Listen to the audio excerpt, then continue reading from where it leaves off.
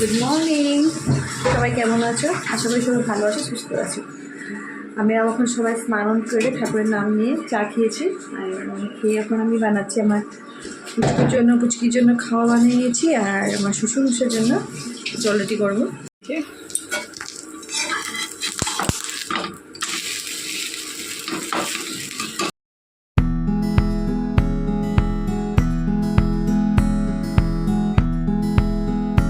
আমার ননদ চলে যাবে।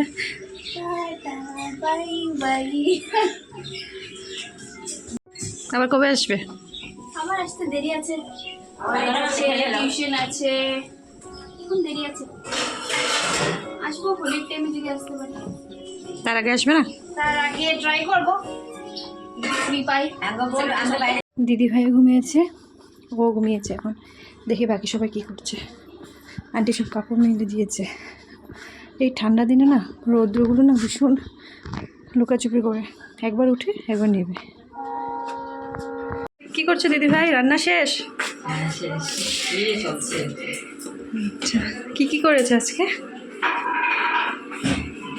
এখানে ডাল দেখা যাচ্ছে, ভাত বসিয়েছ, আর বাকি সব নিচে। দেখো এটা একটু গরম গরম বাঁধাকপি। আজকে হঠাৎ করে আমার দাদা আসলো, আর পুচকা তো দেখে কি খুশি মামাকে। ও ভেবেছে ওকে নিতে আসছে, ও যাবে।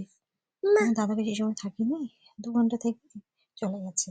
তারপরে ও মামা যাওয়ার পর একটু কান্নাকাটি করে দেখো, তারপরে ভাই আর বোনের কি উৎপাত, কি দুষ্টুমি দেখো, সব ফেলে দিচ্ছে দেখো দুজনে মিলে।